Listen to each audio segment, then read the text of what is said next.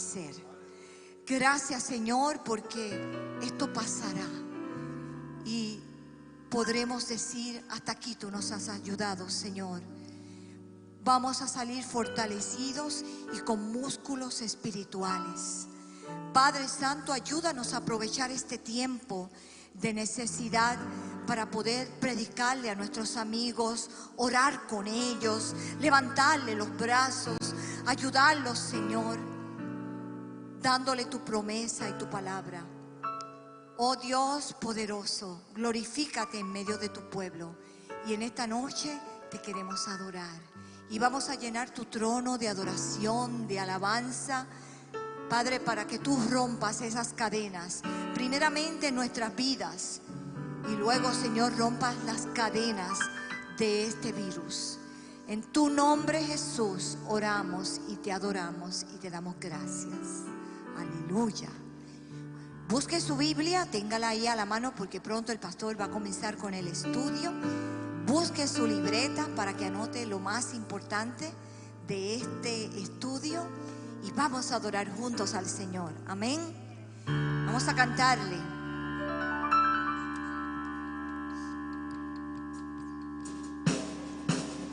Gracias, Señor. Gracias a Dios, el cual nos lleva en triunfo en Jesús.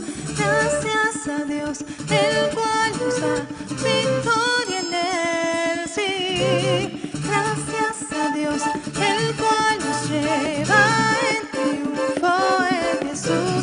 Gracias a Dios, gracias a Dios. Soy un vencedor. Aleluya, aleluya. Soy un vencedor. En su nombre hay poder. Cristo ya venció. Aleluya, aleluya. Camino nuevo en la cruz. En él yo triunfaré. Oh, oh, oh, oh.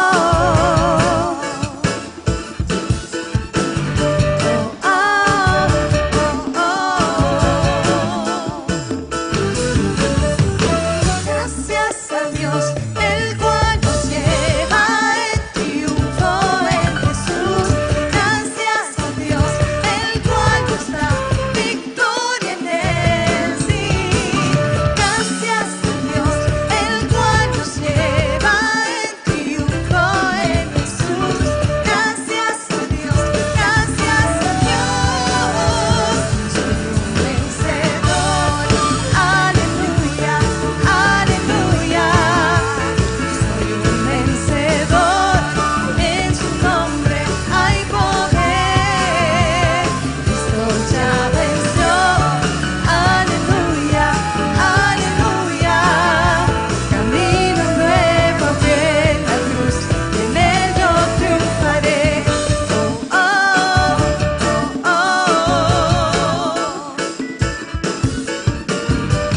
oh, oh.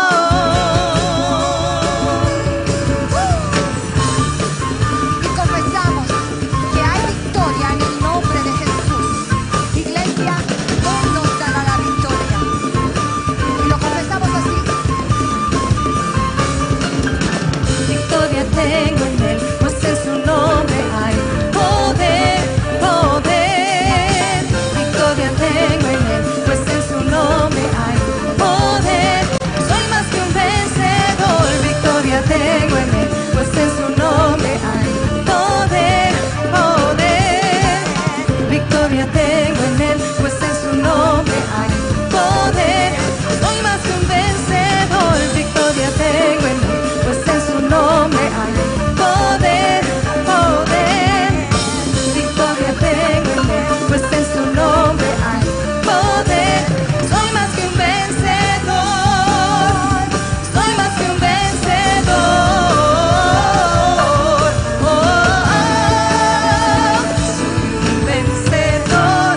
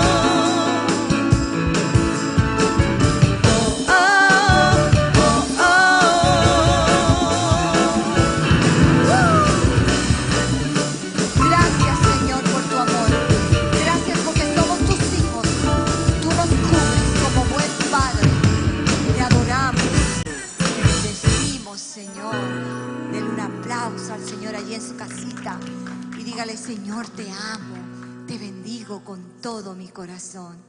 El Señor nos cubrió con su amor desde la hora, siempre nos ha cubierto, desde que estábamos en el vientre de nuestras madres. Pero a la hora que le recibimos en nuestro corazón, su cobertura fue tan especial y tan poderosa. Esas cuerdas de amor nos rodearon y no permiten que nada ni nadie nos perturbe, ¿verdad? Nos haga caer.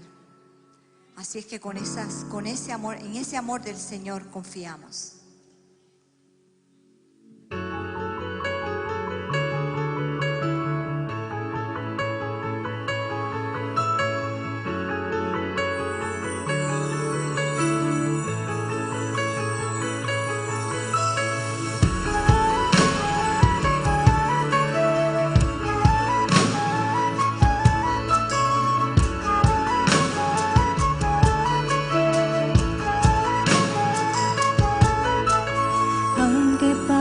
El tiempo sé que tu promesa cumplirás. Nada en ti se perderá. Esa es mi seguridad. Tus cuerdas de amor cayeron sobre mí.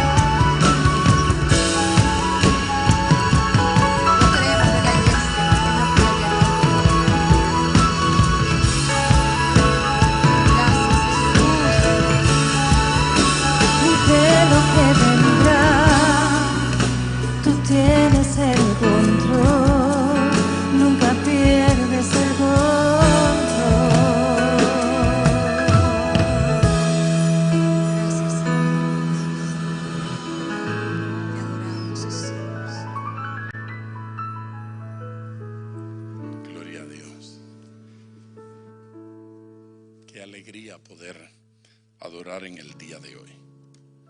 Amén. Con los que están aquí, con los que están en los hogares. Gracias. Pueden sentarse. Gracias. Gracias a los músicos, a Cristian, a Enid, a Juan Carlos, a Evangelio. Aleluya. Gracias a los que llegaron a la reunión y a los que nos están ayudando en los aspectos técnicos, haciendo 20 cosas a la vez. Ahí está Gustavo Adolfo con 8 manos como un pulpo. Guria, Claudia está allí, acá. Jackie está allá en los teléfonos. Jonathan está en el estudio, allí sí en las cámaras.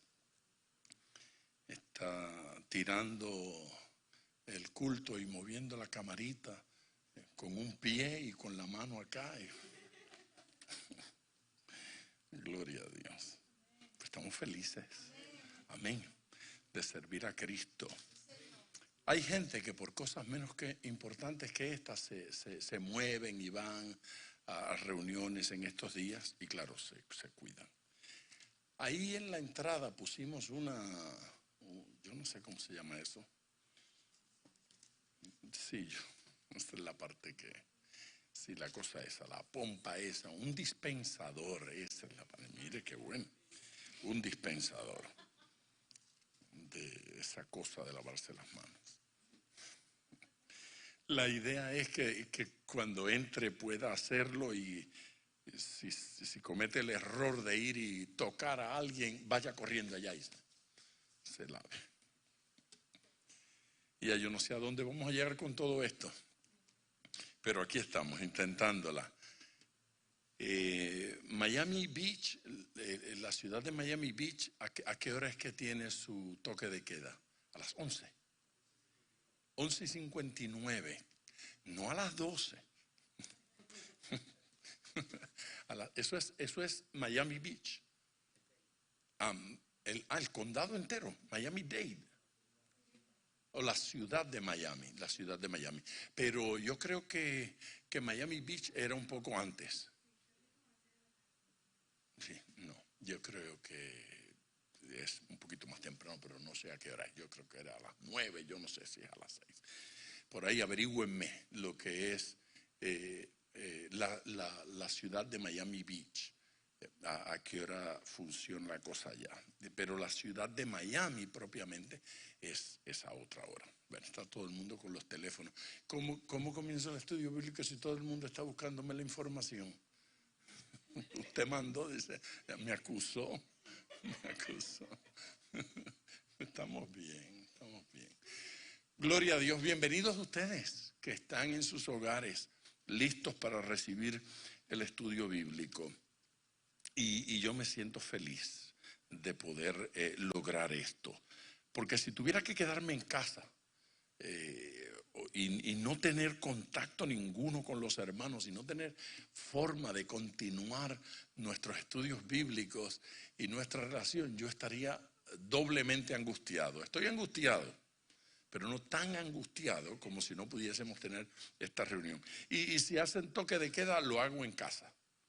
Prendo la computadora y desde allí seguimos haciéndolo. Pero estamos aquí en Capilla y hay un grupo de hermanos que llegaron y yo les agradezco porque qué bueno que ustedes llegaron, porque si yo hubiese tenido que tocar el piano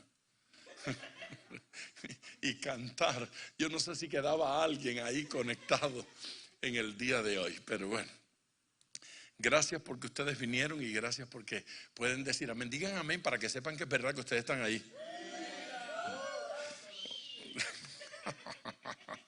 Evangelio gritó por 3 para que se sientan más. Gloria a Dios, pero yo sé que muchos están en sus hogares viéndonos. Hemos recibido comentarios en estos días de distintos países, personas que el miércoles pasado estuvieron en el estudio bíblico o que lo vieron luego. que luego se metieron a Facebook, yo no sé por dónde es que se meten, pero se meten.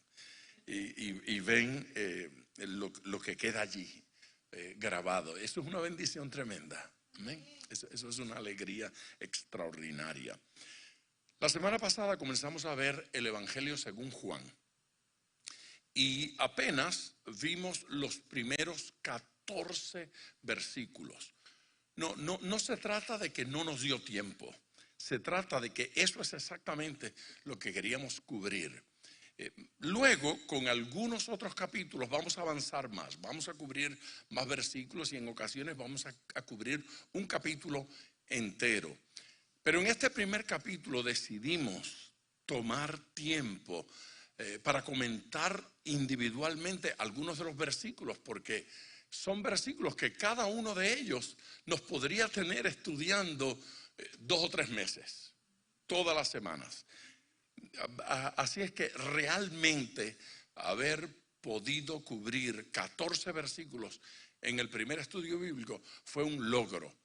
En el día de hoy no vamos a cubrir tantos, vamos a comenzar obviamente por el versículo número 15, pero nos vamos a extender solamente hasta el versículo 18.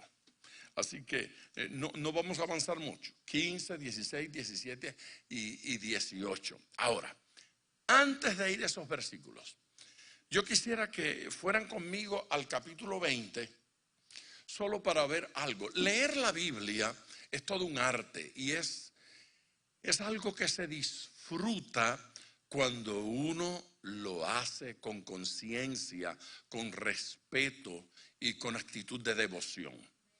Cada libro de la Biblia se escribió con un propósito.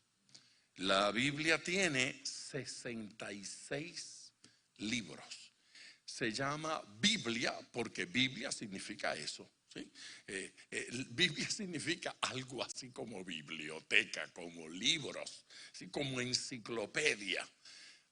Así es que ya el nombre supone que son una serie de libros que se juntaron para formar este documento. Todos ellos, todos esos libros, escritos por siervos de Dios, por gente de Dios, por hijos de Dios, consagrados, que bajo la dirección del Espíritu Santo escribieron algo. Ahora, lo interesante es que en este documento escriben músicos como usted. Músicos, no cantantes. Músicos, gente que tocaba un instrumento musical y escriben libros completos, artistas. En este documento escriben políticos, como nuestros políticos, como el presidente, gobernador, senadores, alcaldes, escriben. En este documento escriben médicos, escriben abogados. Jueces escriben en este libro. La gente llega a creer que la Biblia fue escrita por religiosos profesionales, estudiosos de la cosa religiosa, y no es verdad. Escribieron algunos religiosos y escribieron algunos religiosos profesionales y escribieron escritores, poetas, pero no todos fueron esas cosas. También escribieron, por ejemplo, agricultores o carpinteros. ¿Sí? Escribieron personas que no tenían formación universitaria y escribieron otros que eran genios, gente brillante. Bueno, el uno del otro en ocasiones se escribió a siglos de distancia. Es decir, que no fue gente que se conoció y se reunieron y se pusieron de acuerdo para escribir, gente que no conocieron ni los tatarabuelos el uno del otro. Nada, nunca, algunos de ellos nunca oyeron hablar del otro. No solamente que no los conoció, sino que ni siquiera se enteraron de su existencia.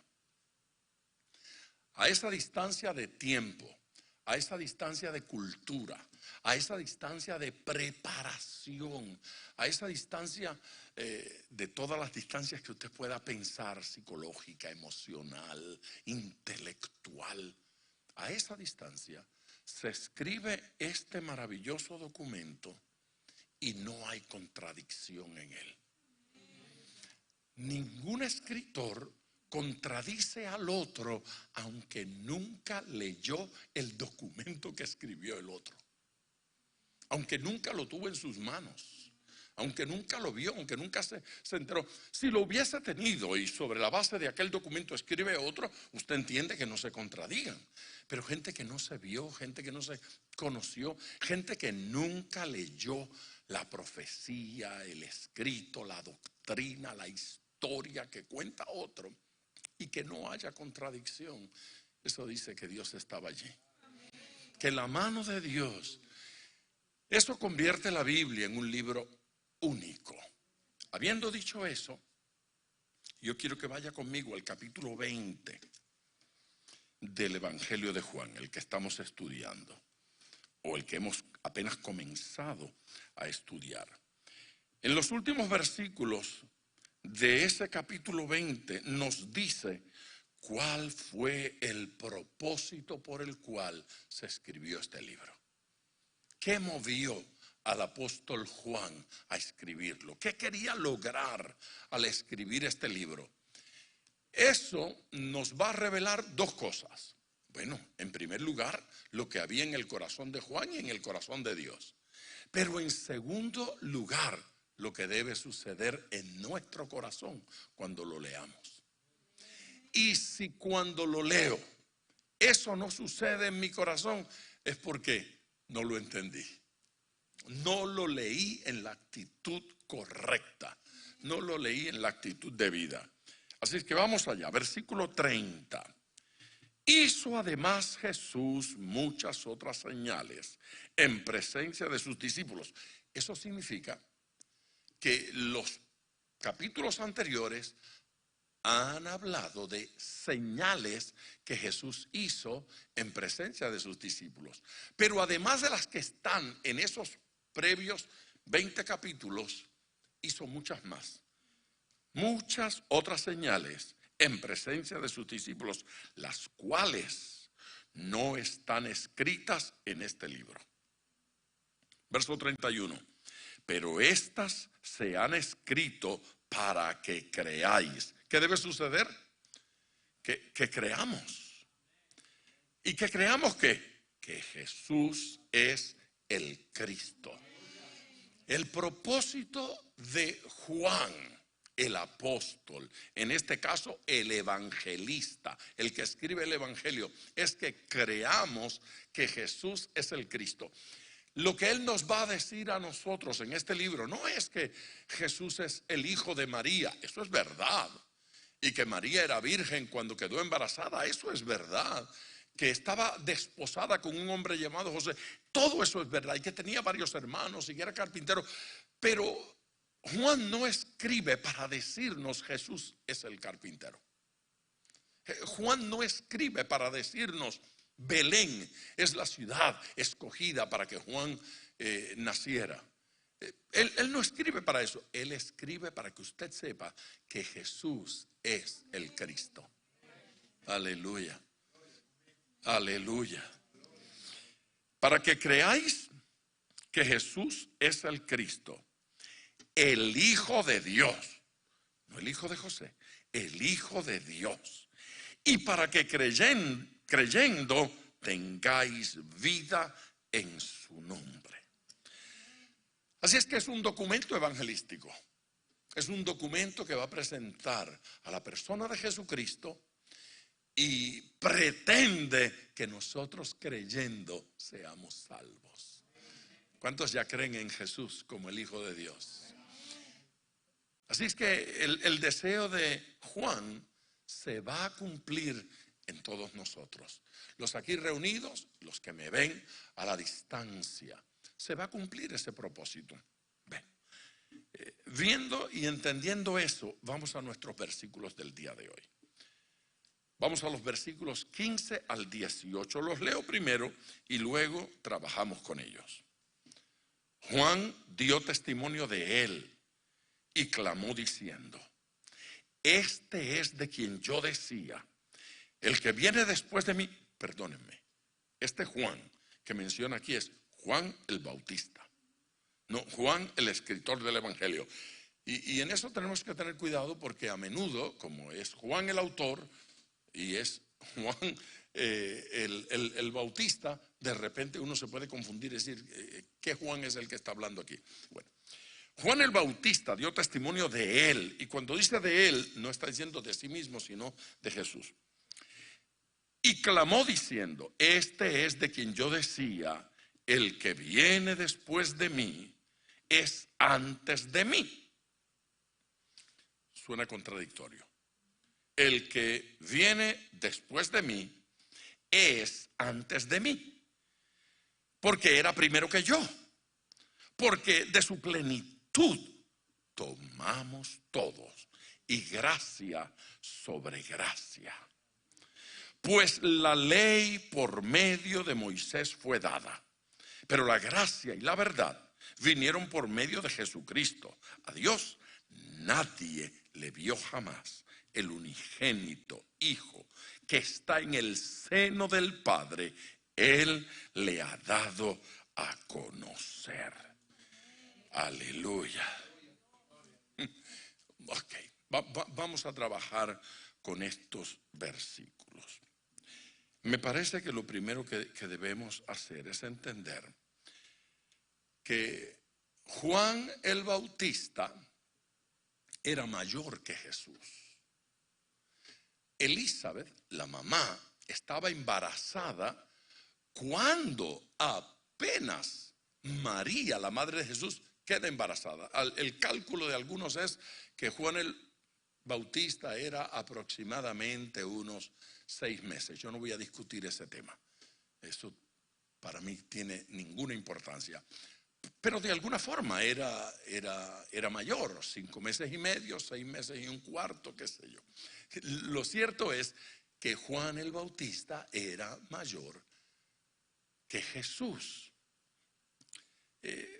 Otro detalle es que este es el primo de Jesús.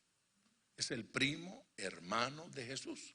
Porque resulta que Elizabeth y María eran ¿qué? Claro, entonces Jesús y Juan el Bautista son familia según la carne, conforme a esta tierra. Por el lado materno, por el lado de María, Jesús tenía familia y Juan el Bautista es uno de esos familiares. Juan dio testimonio de él. ¿Dio testimonio de quién? No de sí mismo. Juan el Bautista no estaba allí para hablar de sí mismo. Juan el Bautista estaba dando testimonio acerca de Jesús. Esto es importante en la vida de Juan el Bautista. Nosotros vamos a leer esta porción hoy. La semana próxima vamos a ver algo más acerca del testimonio de Juan el Bautista. Y una y otra vez usted descubre que Juan el Bautista tiene la actitud de señalar hacia Jesús y nunca señalar hacia sí mismo. Juan el Bautista nunca va a decir que él es grande, y era grande. Juan el Bautista nunca dice que él era importante, y era importante. Jesús habla de Juan el Bautista y habla de él como el más grande de todos los profetas. No hubo uno más grande que Juan el Bautista. Jesús lo dice: nadie más grande que Juan el Bautista. Su ministerio fue extraordinario. Vamos a abundar en eso dentro de un par de miércoles. Pero hoy lo que yo quiero señalar es que Juan el Bautista intencionalmente decide señalar hacia Jesús. Decide hablar de lo grande que es Jesús y nunca de lo grande que es Él. Para Juan el Bautista, su persona no era importante. Para Juan el Bautista, él no tenía que ser recordado. Él no tenía que ser reconocido. De hecho, vamos a mirar en los próximos, en este mismo capítulo y un poquito después, vamos a ver más adelante cómo Juan el Bautista de buena gana deja que sus discípulos se vayan con Jesús y los estimula. Sí, sigan con él, vayan con él. ¿De dónde usted saca un pastor así? Que quiere que los miembros de su iglesia se vayan a otro lugar y dice, sí, váyanse allá que él es mejor pastor que yo. Vayan a esa iglesia que él predica mejor que yo, él enseña mejor que yo, él es más santo que yo, él es más grande que yo. Juan el Bautista dice todas esas cosas acerca de Jesús. Todas esas cosas acerca del Señor. El versículo dice, clamó diciendo. Eso de que clamó es que gritó, clamó diciendo. Tal vez debamos leer, ¿alguien tiene una Biblia a la mano? Busque el libro de Isaías, capítulo 40 y versículo número 3, y me lo lee en voz alta. Isaías 43. Casi digo Evangelio según Isaías. Y es que es un evangelio, pero en el Antiguo Testamento. ¿Lo tiene alguien? Sí, en voz alta, bien fuerte, como un trueno.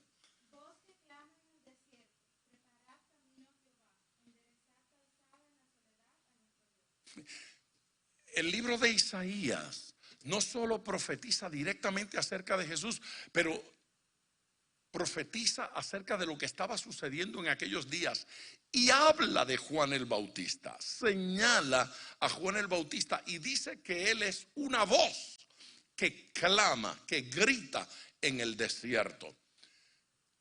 Peculiar descripción, porque Juan el Bautista se aleja de las ciudades. Juan el Bautista se interna en el desierto, se va a las afueras de la ciudad y allí predica y llama a la gente a gritos para que vengan. Vengan acá, vengan a oír. Su ministerio fue tan bueno, tan poderoso, tan apreciado que los políticos le temían. Temían a lo que decía Juan, porque el pueblo lo oía, el pueblo lo respetaba, y dice la Biblia que lo tenían por hombre de Dios, lo tenían por santo, lo tenían por ungido del Señor. Así es que era respetado. Pero otros dentro de los mismos políticos lo odiaban. Esto siempre es así hasta el día de hoy. Si un político le ama a usted, otro político le odia. Si lo que yo digo, un político lo alaba, otro político lo critica. A uno le gusta y a otro no. Juan el Bautista era así. Unos políticos lo amaban, otros lo detestaban. Él estaba en el desierto, en las afueras de la ciudad, y allí la gente iba a escucharlo. Y desde allí gritaba, clamó diciendo, gritó diciendo. Los profetas del Antiguo Testamento gritaban. Era necesario gritar para predicar, porque no tenían un micrófono como este. Era necesario. Usted no le puede hablar a 500 personas sin micrófono si no grita.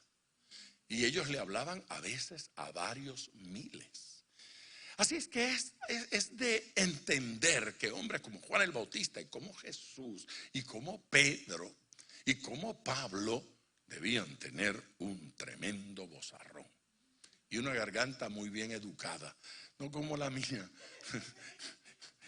Hoy estaba transmitiendo a las 2 de la tarde y de repente la voz me quedó como la de un mosquito. Hermanos.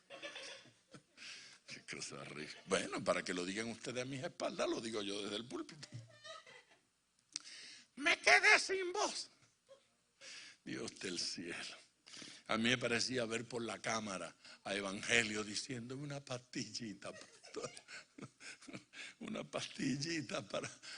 Evangelio siempre me coloca aquí en el podio un Halls.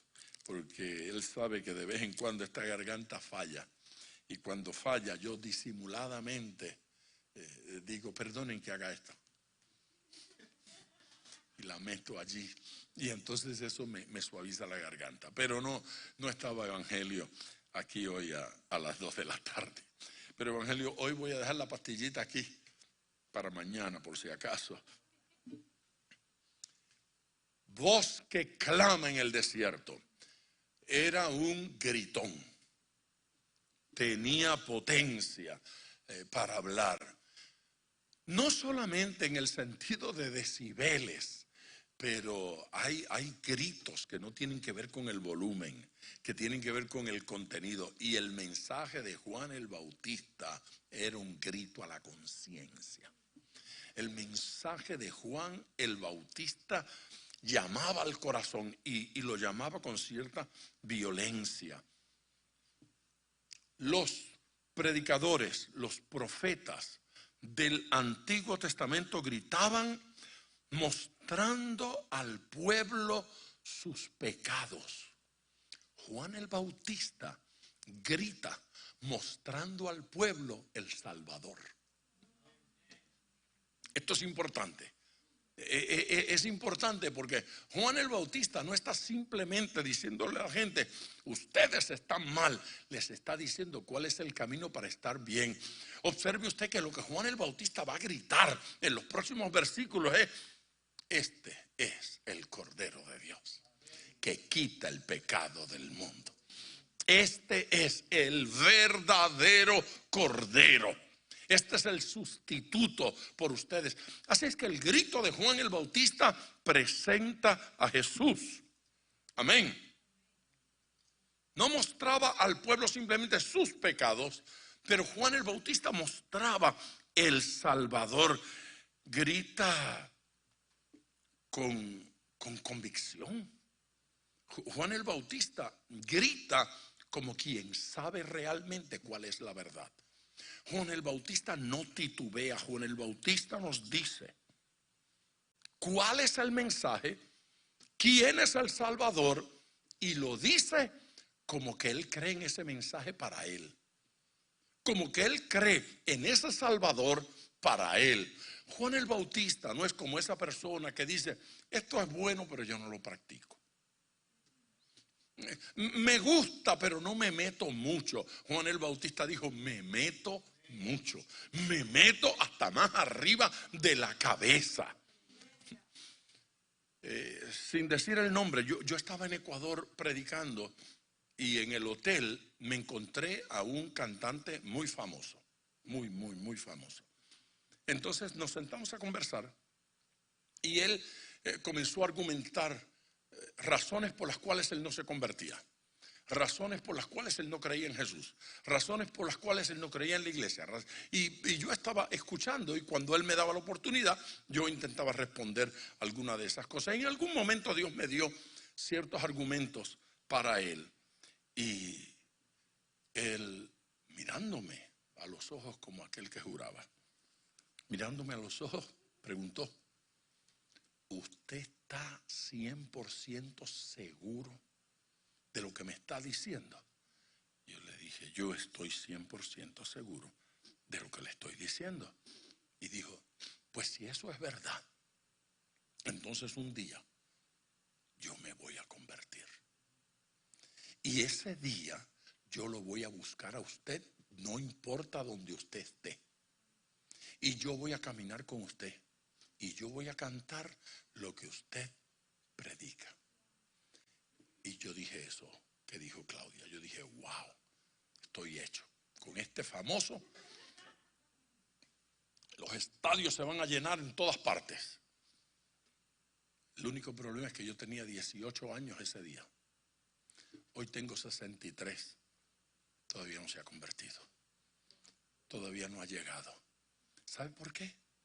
Porque todo el que dice, me voy a convertir mañana, nunca se convierte. Porque yo nunca he despertado y que sea mañana. Cada vez que yo despierto es hoy. Cada vez que yo abro los ojos una mañana es hoy. Nunca despertó y dije, mira, finalmente hoy es mañana. Nunca, eso no llega. Eso está adelante. Eso es como los perros esos que le ponen el conejo adelante y mientras más corre el perro, más se aleja el conejo. Nunca lo va a alcanzar. Eso es como llamar al silencio. Tan pronto usted lo llama, desaparece. No diga que se va a arreglar mañana. Jesucristo es para hoy. Jesucristo es para ahora. Y Juan el Bautista dijo, es para mí. Jesucristo es para mí. Juan el Bautista no permitió que la familiaridad lo distanciara de Jesús. Es mi primo, pero eso no tiene ninguna importancia. Se da cuenta que cuando ve a Jesús no dice, aquí está mi primo, vengan a la campaña. Eso no tiene importancia ninguna. Lo importante es que este es el Cordero de Dios que quita el pecado del mundo. Amén. Y entonces dice, de quien yo decía, es decir, antes de que Jesús apareciera en escena, ya Juan estaba predicando de él. Es de quien yo decía. Los profetas del Antiguo Testamento señalaron al Mesías, al Cristo que habría de venir. Y usted siente la distancia en su mensaje y en su voz. Habría de venir el Cristo, el Salvador. Hablan a la distancia física y a la distancia del tiempo. Juan no. El Bautista habla como si lo estuviera tocando. Este es. He aquí, ahora, hoy, este es el Cordero de Dios. Juan el Bautista estaba cerca del Salvador, cerca del Señor. Juan podía tocarlo. Juan podía hablar claramente de él. De quien yo decía, viene después de mí. De quien era el precursor. Viene después de mí. Yo estoy llegando antes. Yo soy el precursor. Yo soy el que prepara el camino. Yo soy el que corre delante de él. Yo soy el que va abriendo el camino y preparando el ambiente. Juan el Bautista se está presentando como uno de los esclavos, de los siervos del rey, que va delante, ¿sí? Y esto era lo típico en aquellos días, porque no se podía poner un anuncio en la prensa diciendo que el rey venía, ni se anunciaba en la radio ni en la televisión.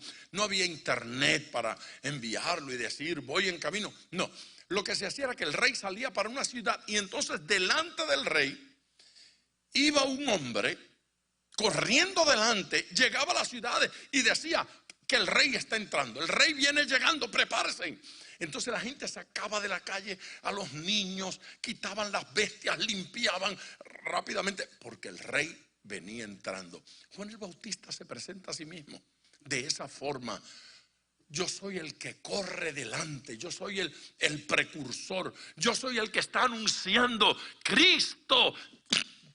Ya está a las puertas. Cristo está aquí. El Mesías ha llegado. Él está diciendo, la espera terminó. Hemos estado esperando al Mesías, ya llegó, viene después de mí. Es antes de mí. Eso es lo que él dice. Es antes. ¿Sí? Este es de quien yo decía, el que viene después de mí, es antes de mí. Suena contradicción. Pero sabe que lo que dice en el original, textualmente esa expresión es antes de mí. Lo que dice en el original es superior a mí. Viene después de mí, pero es más grande que yo. Es superior a mí. Es más grande que yo. es de mayor calidad. Él es el grande, no soy yo. Él viene después, pero no se engañen. Él es superior, Él es más importante que yo. Esa comparación del rey y el esclavo que va adelante. Y Él está diciendo, yo soy el esclavo. Yo soy el esclavo que va corriendo a pie, gritando, el rey se acerca y Él viene en el carruaje majestuoso porque Él es el Salvador del mundo. En el Evangelio de Lucas, en el capítulo 1, el versículo 32 y el versículo 76, interesante, en uno presenta a Jesús y en el otro presenta a Juan el Bautista.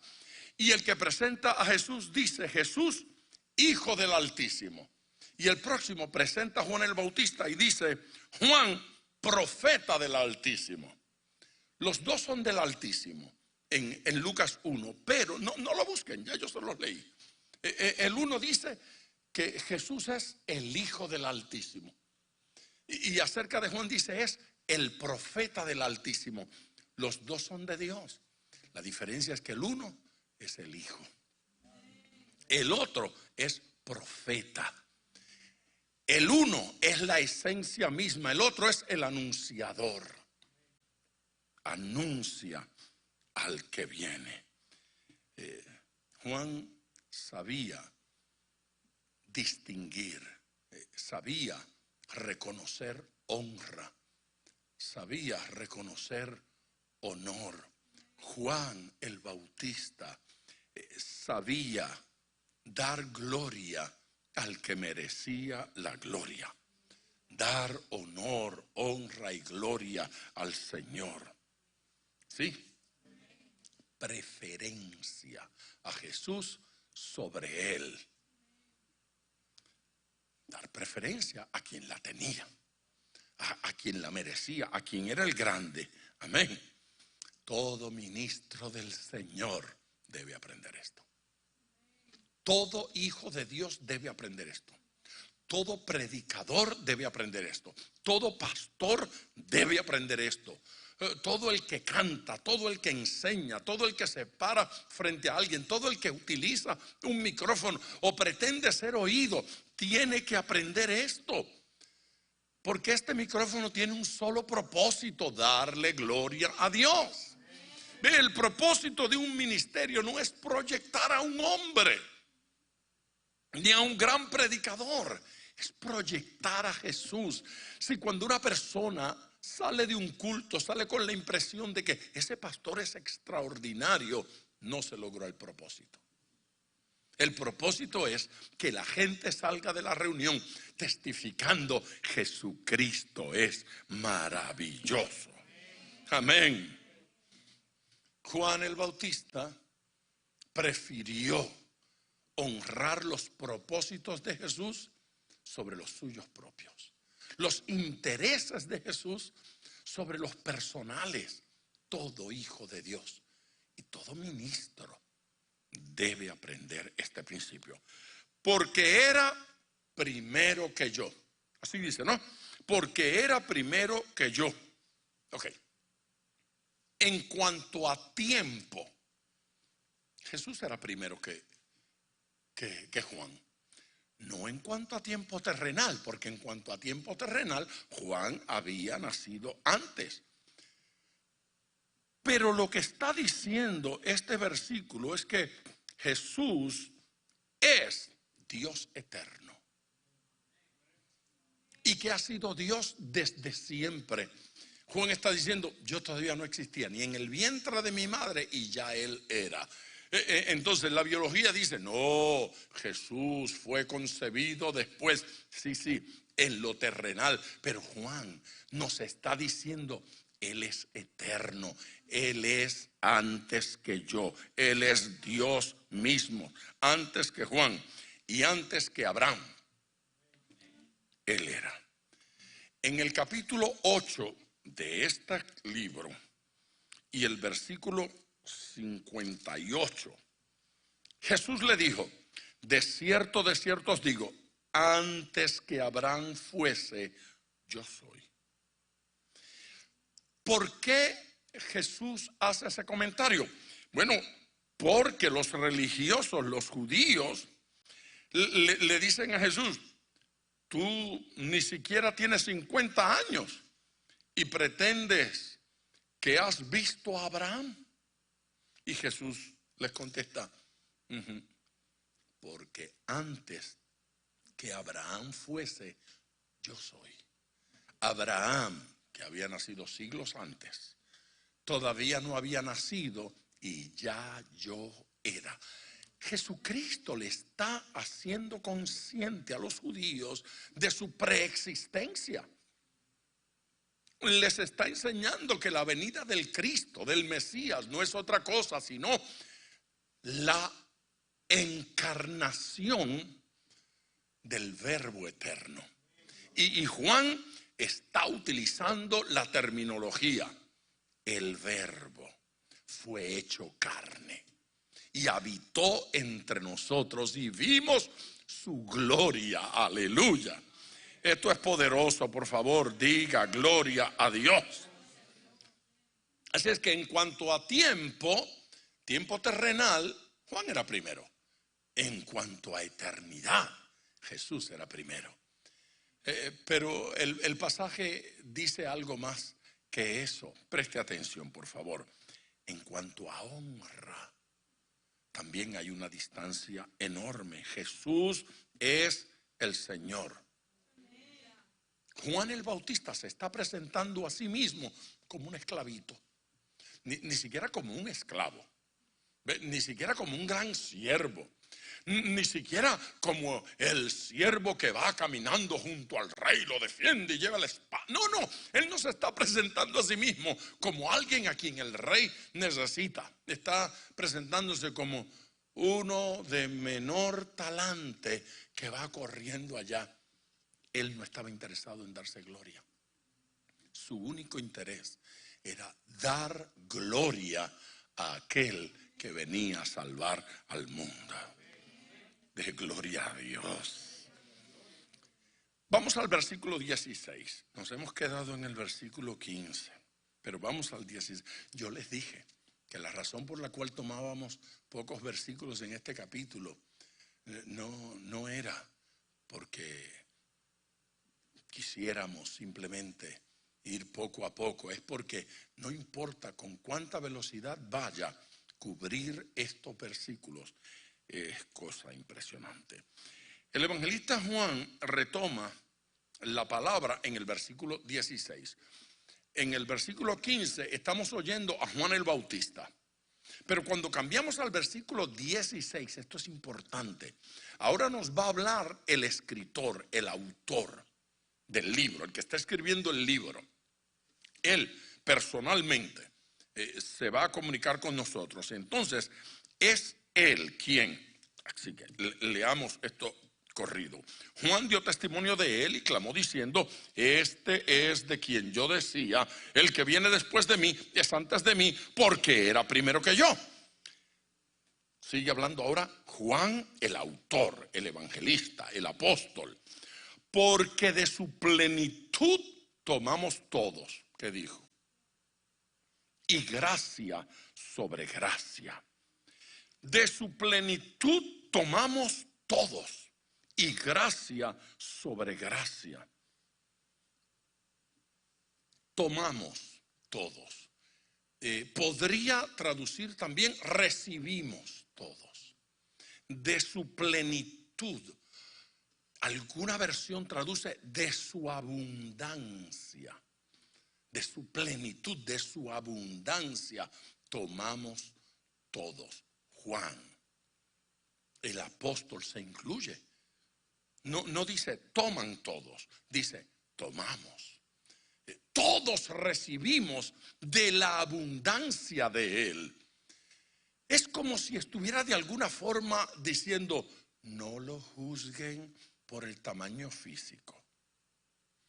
No juzguen por lo que pasó en el Calvario. No juzguen porque lo pudieron golpear y abusar. No lo vean como débil. No lo vean como escaso. No piensen que lo que han visto es todo, porque la realidad es que todos recibimos de su abundancia. Él tiene abundancia. El autor se incluye entre ellos. Juan, yo soy uno de los que lo que tengo lo he recibido de Él. Todo creyente recibe la gracia de la plenitud de Cristo. Todo creyente recibe de la plenitud de Cristo, de lo que Él tiene, de su abundancia. Nadie tiene nada que no venga de Él. Amén. Dios, lo que está diciendo este pasaje es que Dios acude con toda plenitud para asistir a toda persona que en Él cree. Dios responde a través de Cristo. Dios responde a toda persona con la abundancia o de la abundancia de Cristo. Nos bendice. El más santo de todos los santos tiene que recibirlo de Él. No hay ningún santo, no hay ningún creyente, no hay ningún hijo de Dios, no hay ningún ungido, no hay hombre correcto, hombre íntegro que no tenga que recibirlo todo de Él. El más santo tiene que recibirlo, si no, no tiene nada. Y el más miserable lo disfruta igualmente. El que entre todos los creyentes es el más conocedor, el mejor teólogo, el más profundo, el más ungido, el que ve más milagros, lo recibió de Él. Y el más insignificante entre los hermanos, el más ignorante, el menos preparado, el menos espiritual si quiere, igualmente puede disfrutarlo. La plenitud que hay en Cristo es ofrecida a la iglesia toda. Todos pueden ir allí y comer y disfrutar de ello. Amén. Nadie es tan malo que no pueda alcanzar esa gracia. Nadie. Y nadie es tan bueno que no la necesite. Yo no he dicho nada más grande que esto en toda la noche.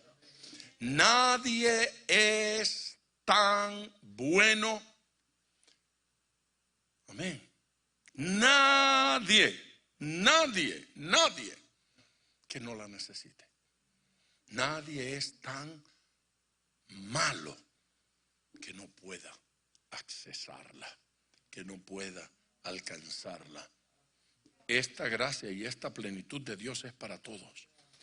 Todos la necesitan y todos pueden alcanzarla. Debemos gozarnos en el día de hoy y decir: gloria a Dios, esto es grande y poderoso.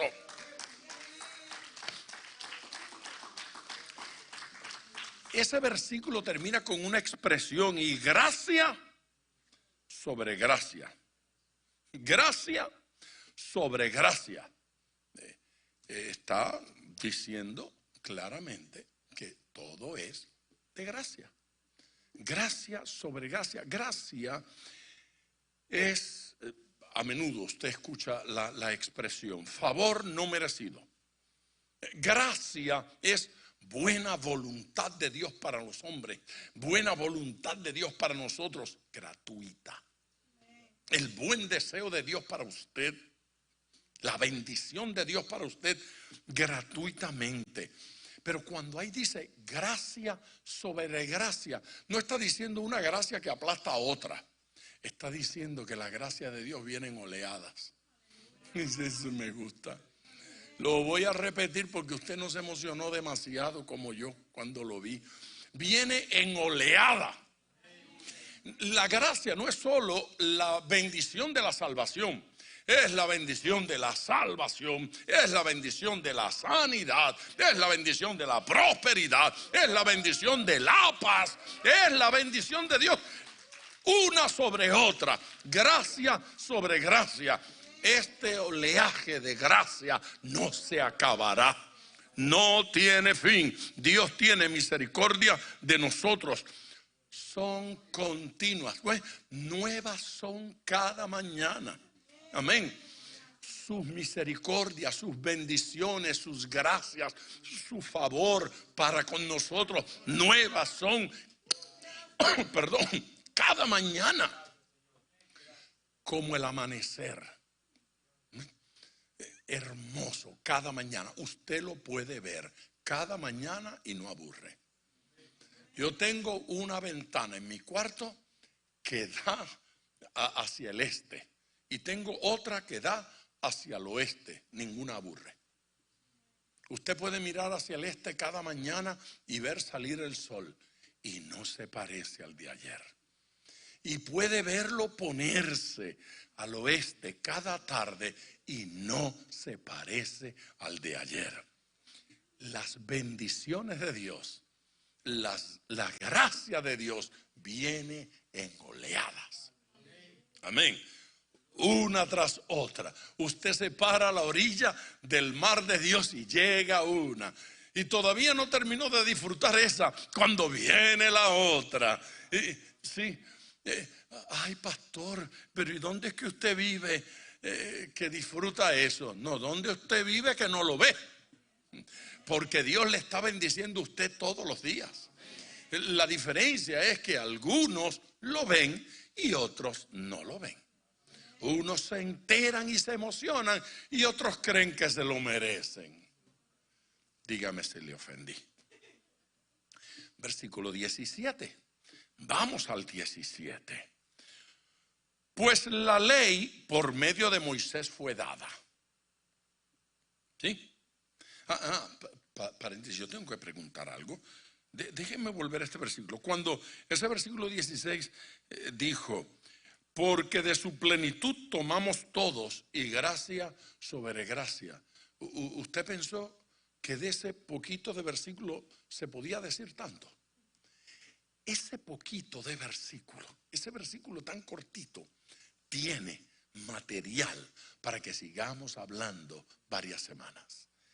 Allí hay, pero no podemos. Tenemos que avanzar. Vamos al 17. Pues la ley por medio de Moisés fue dada. Pero la gracia y la verdad son dos cosas. La gracia y la verdad vinieron por medio de Jesucristo. Ahí donde dice que fue dada, donde dice que vinieron, primero habla de la ley y dice que fue dada, y luego habla de la gracia y la verdad y dice que vinieron. Es como para contrastar esas dos expresiones. ¿Por qué en la una dice fue dada y en la otra dice vinieron? ¿Por qué no dice la ley por Moisés fue dada, la gracia y la verdad fueron dadas por Jesús? Eso tendría más sentido de la manera en que uno habla.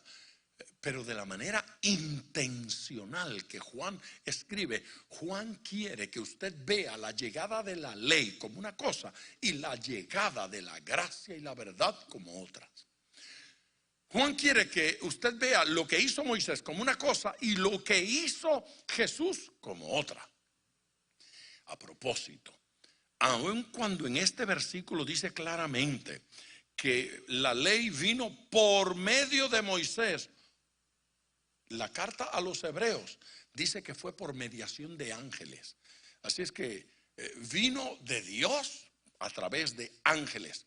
La idea en ese pasaje de Hebreos y lo que sucede en el Sinaí, que es lo que está hablando aquí del Sinaí, es que había millares de ángeles presentes cuando la ley estaba siendo dada por medio de Moisés al pueblo. Millares de ángeles. Es la forma de entender que aquel monte temblaba. La gloria de Dios estaba allí. Lo que estaba sucediendo era importante, muy importante. Pero el escritor a los hebreos dice, aquello era muy, muy importante, pero fueron ángeles. Cuán importante es el nuevo pacto que Dios envió a su Hijo personalmente para entregarnos el nuevo pacto. Y con eso establece no solamente que este pacto es superior, sino que fue dado por alguien superior, porque Jesús es más grande que Moisés y Jesús es más grande que todos los ángeles juntos. Y las promesas que Dios hace en el nuevo pacto a la iglesia son superiores a las promesas que hizo a Israel. Así es que median superiores promesas, superior pacto, superior dador, superior mediador. El pacto de la gracia es a favor suyo. El pacto de la ley cubría a Israel, pero el pacto de la gracia y la verdad es para todos, es superior. Todo hombre que cree, toda mujer que cree puede ser salva. Aleluya. Amén. La ley era privilegio de Israel. La gracia y la verdad fue dada por Cristo para todos los hombres, para todos los seres humanos. Aleluya. Gracia y verdad. Déjeme decir una cosita más. Es interesante que aquí nos ha dicho el capítulo 33 de Éxodo, es el que habla de cómo Dios le hablaba a Moisés cara a cara. Pero es curioso porque en el mismo capítulo que dice que le hablaba cara a cara, más abajito, dice que ningún hombre, nadie puede ver a Dios porque muere. Y entonces uno dice, ¿y cómo es esto? Y por favor, no juegue conmigo ahora diciendo, eso mismo me estaba preguntando yo esta mañana. Es interesante. El mismo capítulo que dice que hablaba con él cara a cara, ese mismo capítulo dice que nadie puede ver a Dios, nadie puede ver el rostro de Dios, nadie puede y vivir. Nadie. Y entonces, ¿qué es lo que está sucediendo allí? Pues es obvio, de alguna forma, un estudiante sincero de las Escrituras va a entender que esa expresión cara a cara es una imagen para hablar de intimidad. De hecho, lo que dice en el original es que hablaban como amigos, como compañeros, en la intimidad. Pero en el mismo capítulo, cuando Moisés le pide, mismo capítulo, le pide que muestre su gloria, Dios le dice, vas a verme, vas a ver mis espaldas, pero no puedes ver mi cara, no puedes ver mi rostro porque vas a morir. El que lo vea muere. Y entonces allá entre amigos le dice, echa para adelante, tranquilo, que yo estoy conforme con eso. Así es que no creemos un conflicto en ese capítulo, porque el escritor no es tan tonto como para contradecirse en el mismo capítulo. Él está pensando que usted y yo vamos a entender que una cosa habla de cercanía e intimidad y la otra cosa habla de la plenitud de Dios, de la gloria de Dios que nadie ha visto. Y el que lo vea se muere. Me siento tentado a quedar allí, pero otra vez, contrastando la expresión fue dada y la expresión vinieron, fue dada la ley y vinieron la gracia y la verdad. Moisés entregó,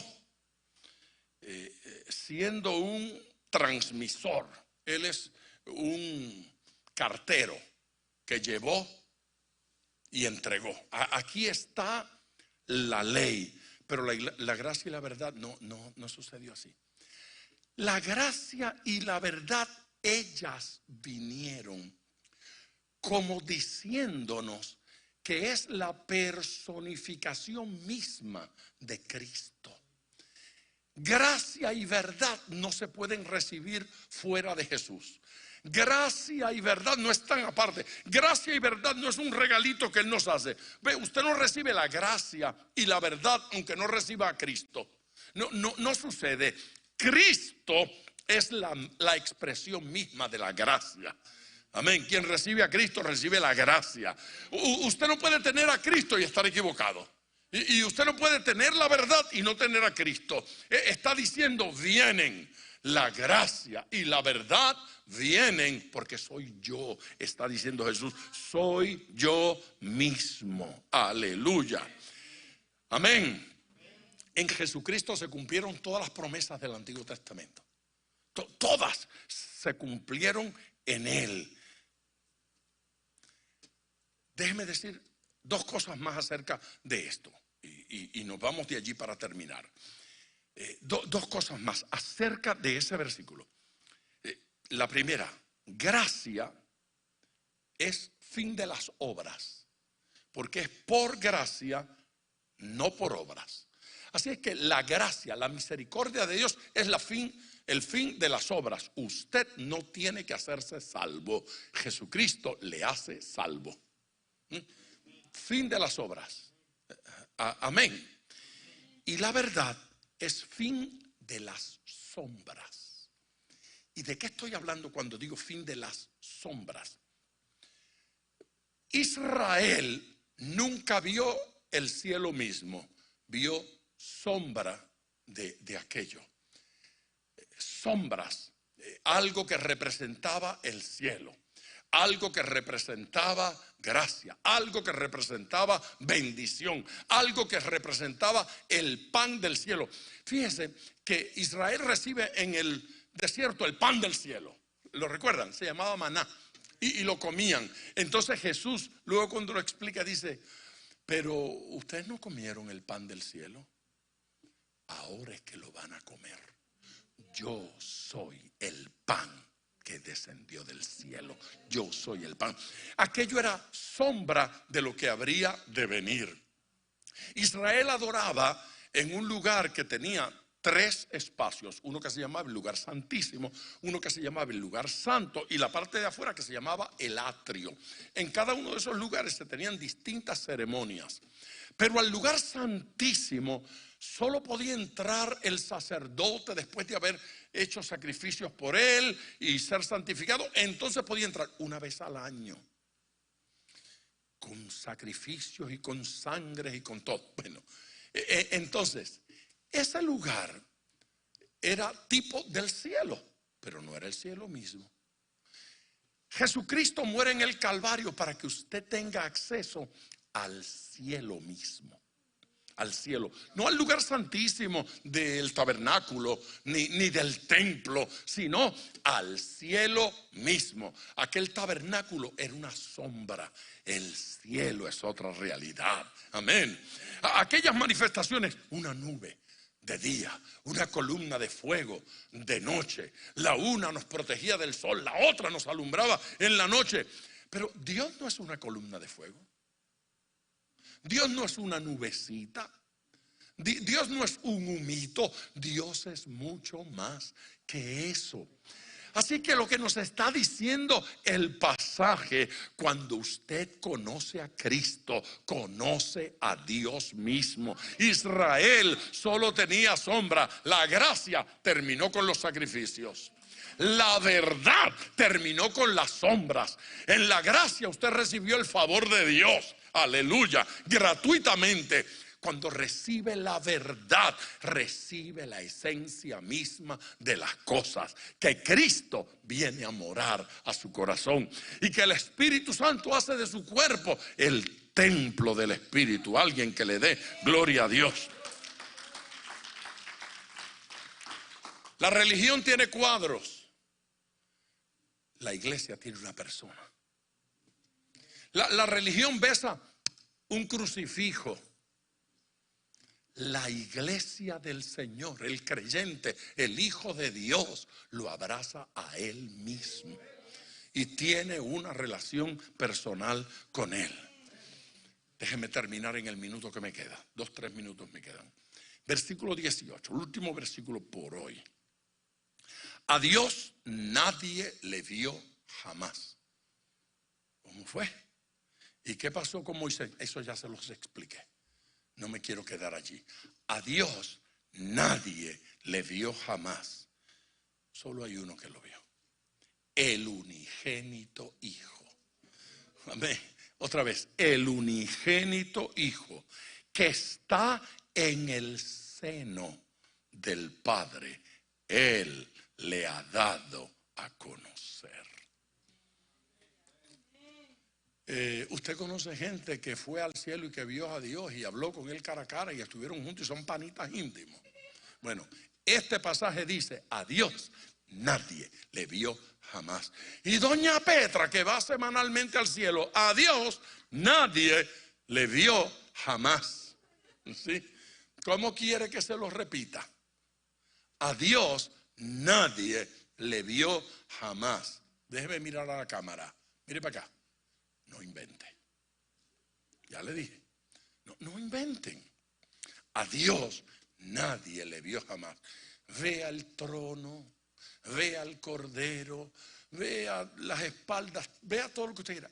A Dios nadie le vio jamás. El versículo es claro. A Dios nadie le vio jamás. El unigénito Hijo. No el gran pastor, no el gran evangelista, no el super, hiper, duper y recontra apóstol. No dice. Dice el unigénito Hijo. ¿Saben cómo se llama el unigénito Hijo? Usted sabe, agárrese bien ahora. Usted sabe, los manuscritos más antiguos que se han encontrado de este evangelio, dice en ese versículo: el unigénito Dios. Los más antiguos que se han encontrado, ese versículo dicen el unigénito Dios. De hecho, algunas versiones traducen el unigénito Hijo, que es Dios. Búsquenlas. Algunas de las versiones modernas traducen el unigénito Hijo, que es Dios, y Dios con letra mayúscula, para que no quede duda. El evangelio establece que Jesucristo es Dios mismo. El unigénito Hijo que está en el seno del Padre. Eso del seno del Padre, eso del regazo, habla de intimidad, habla de cercanía, habla de confianza, habla de cariño, habla de amor, de que hay una relación entre ellos que nadie entiende, que solo ellos entienden, porque la Trinidad no puede ser explicada en lenguaje terrenal. Necesitaríamos un lenguaje celestial. Amén. Amén. El unigénito Hijo que está en el seno del Padre, Él le ha dado a conocer. Él entiende la fórmula y la explica. Él hace la exégesis y nos dice cómo es el Padre. Él lo conoce, y aquí va esto, como los ángeles no lo conocen. Él conoce al Padre, se conocen como los arcángeles nunca lo vieron. Él lo ha visto. El que está en el seno del Padre es el Hijo, no el arcángel. Usted nunca va a encontrar al arcángel Miguel allí. Usted lo va a encontrar a la derecha, a la izquierda, con una espada defendiendo el trono. Yo soy fan de Miguel. Yo cuando vaya al cielo voy a conocer al hombre y digo al ángel. Y voy a hablar con él y lo voy a felicitar, le voy a dar las gracias. Y a mí me encantan los ángeles, esa figura angelical en la Biblia me parece maravillosa. Siempre que no intenten contrastarla con Jesús. Porque ese día pierden. Ya uno lo intentó. y terminó en malos términos con Dios. Y le prepararon un lago de fuego. Usted no quiere visitarlo. Usted no quiere que un día de esto le llegue una tarjetita con la dirección. Te espero. Usted no quiere. No juguemos con eso. Amén. Nadie abusa de un hijo que está en la falda del padre. Usted va a tener problemas con el padre. Entonces, esta relación es de una intimidad y una esencia que no podemos entender y no podemos explicar. En Cristo llega la clara revelación, no en la teología, en Cristo. En Cristo llega la clara explicación. La ciencia fracasó en buscarle. Jesucristo vino a explicarlo. Los ojos no lo ven, solo la fe lo ve. El intelecto no lo entiende, solo el corazón se puede abrir a esta dimensión. El único que califica para hacerlo es el unigénito Hijo. Aleluya. Amén. Me encanta esto. Quien conoce todos los secretos, quien conoce lo íntimo. Amén. Y yo quiero terminar haciendo este comentario. Y este comentario que yo voy a hacer es muy comprometedor, muy comprometedor. Pero es una muy grande verdad. No he dicho nada en el día de hoy que compare con lo que voy a decir ahora. Nada que yo haya dicho compara con lo que voy a decir en este momento. El resumen de estos versículos es que en el Padre nadie verá nada que no haya visto en Jesús. Claro, los que no saben lo que yo dije no dijeron amén y no lo van a decir nunca. Pero lo voy a repetir por pura gracia. En el Padre Dios, nadie verá nada que no se haya visto en Cristo Jesús. ¿Sabe por qué yo digo eso? Porque Jesús no engañó a Felipe. Jesús no le mintió a Felipe, porque Jesús no miente. Cuando le dijo a Felipe, el que me ha visto a mí, ha visto al Padre. No intente ver otra cosa porque solo verá espejismos. Verá sombras que no son reales. Y la gente se entusiasma con las sombras. Y queda como la canción de Javier Solís. Vamos, Cristian. Dele gloria a Dios. Llegó el momento de orar, de hablar con Dios. Llegó el momento de dirigirnos al Señor. Seguramente usted quiera adorar al Señor con su ofrenda. Lo va a hacer ahora después de la oración, la va a traer al altar. Es posible y quiero yo creer que usted que me está escuchando en el día de hoy diga, este ministerio es digno de recibir mi ofrenda en el día de hoy. Y si usted cree que este ministerio es digno de recibir su ofrenda, la va a dar. Si no, de todos modos ya yo le di lo mejor que tenía en esta noche. Y usted no tiene que pagar por ello. Pero si usted cree que este ministerio debe recibir su ofrenda, entonces yo le quiero rogar que en este instante, mientras los que estamos aquí venimos al altar para depositar nuestra ofrenda, usted desde su hogar, ahí en la computadora o en el dispositivo móvil, vaya a ese enlace de ofrenda. Si está en diaspavon.com, allí hay un cuadrito que dice donaciones.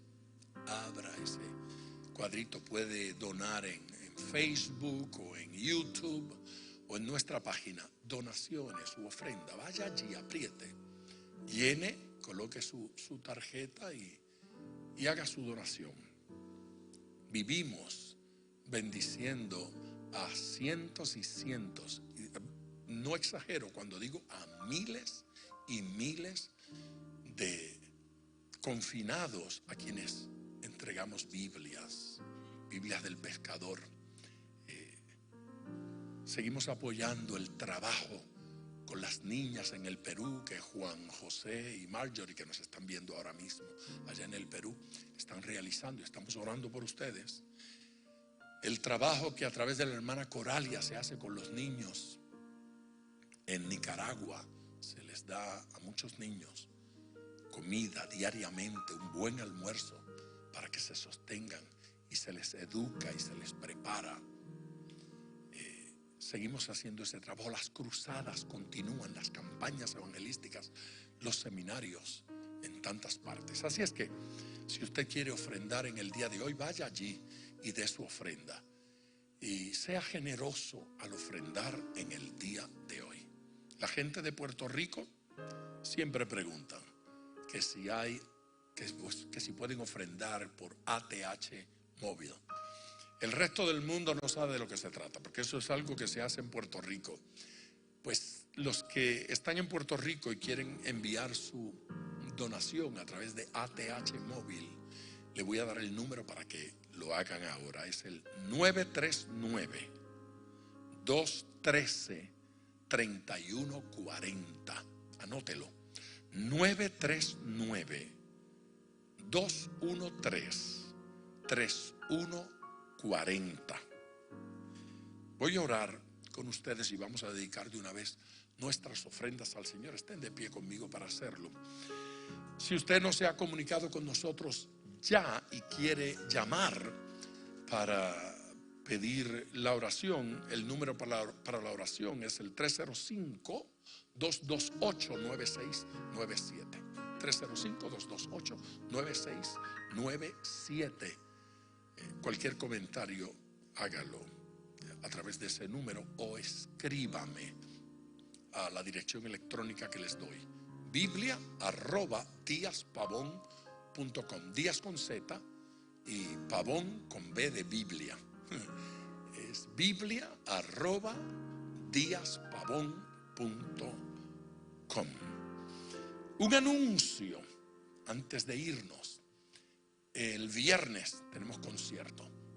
Todos los días estamos aquí a las 2 de la tarde transmitiendo una transmisión que le hemos llamado Tiempo de Oración, y oramos a las 2 de la tarde. Alguna gente viene al templo y ora un ratito, y otros pues simplemente oran desde las casas, y eso está sucediendo internacionalmente, y eso es emocionante. Gente en Cuba casi todos los días nos han escrito desde Cuba, casi todos los días, y desde Venezuela, y desde Colombia, y desde Chile, y desde Perú y Ecuador. Eso ha sido maravilloso.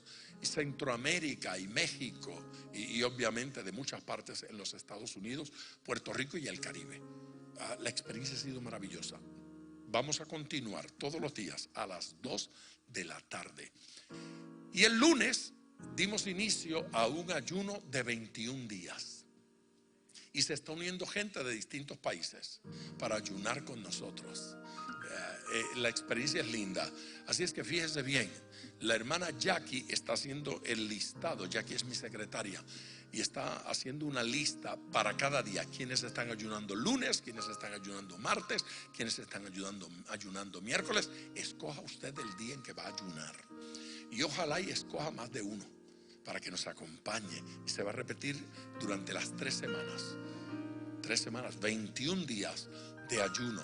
Y nuestra oración principal es: Dios, ponle un alto a esa plaga y a esa epidemia. Esta no es la primera vez que Dios va a detener una epidemia. Dios lo ha hecho muchas veces y lo va a hacer una vez más. Esta pandemia tiene límites, y ese límite lo establece Dios. Amén. Así es que únase con nosotros en este ayuno de 21 días y sea intenso en su oración. Por favor, llame al número que le di, 305-228-9697, y diga: yo quiero ser parte de esa cadena, y escoja el día y nos lo dice. Y de los que están aquí, nadie se vaya sin escoger uno. Escoja uno. Cuando menos haga el intento. Yo no puedo pasar mucha hambre porque me da mal humor. Bueno, ayune con mal humor. Es decir, para eso es bueno la cuarentena. Usted se esconde en el cuarto y vive el mal humor allá. Ay, eso era un chiste, ¿no? ¿Qué reloj? ¿De qué tú hablas? Sí, pero eso es al final, es el último día. Entonces, que me quieren confundir. No se deja confundir. Estamos disfrutando estos días, esta cadena de ayuno y oración, y lo vamos a mantener hasta el día número 21. En estos días, ya ayer finalmente el Senado aprobó la legislación para ayudar a tanta gente, pero faltaba que lo aprobara la Cámara de Representantes. Así es que ya hoy está en manos de Nancy Pelosi y la Cámara de Representantes. Tenemos que orar para que Dios empuje esa legislación. Es una ayuda a los que están desempleados, a las empresas que están perdiendo millones de dólares, a hospitales, a tantas cosas. Y necesitamos que eso ocurra. Así es que ayúdeme a orar por eso. Amén. El viernes hay concierto, porque en tiempo de dolor hay que alabar a Dios. Amén. Es fácil adorar a Dios cuando todo está suavecito, pero en tiempo de urgencia hay que aprovecharnos y decir: el diablo quiere que yo me queje, pero yo voy a alabar a Dios. Así que el viernes Dani Berrío va a estar aquí y yo no lo voy a interrumpir. Yo no predico. Él va a cantar hasta que le duela la garganta, y comienza a las 8 en punto. Amén. A las 8 en punto Dani Berríos comienza y va a estar aquí a través de donde usted me esté viendo. Si me está viendo por Facebook, va a ser ahí. Si me está viendo por YouTube, va a ser ahí. Por donde me esté viendo usted, esto se va a transmitir desde aquí. Así es que va a disfrutar de un concierto gratis. No le va a costar un solo centavo. Padre Dios, gracias por tu amor, gracias por tu misericordia, gracias por tu bondad para con nosotros. Gracias, Señor Jesucristo, por tu manifestación. En este momento, al alabarte, al adorarte, al darte gloria, Señor, te pedimos que tu manifestación sea poderosa a favor de tu pueblo. Recibe estas ofrendas, las que traemos aquí físicamente, y aquellos que a través del internet ofrendan para tu gloria y honra. Tu bendición sea abundante sobre tu pueblo. En el nombre de Jesús. Amén. Mientras usted pasa aquí adelante, les recuerdo que el miércoles estaré aquí nuevamente a las 8 de la noche enseñando la palabra, y este domingo a las 11 de la mañana predico aquí en Capilla del Rey. Venga al altar, por favor, y deposite su ofrenda a los pies de Cristo.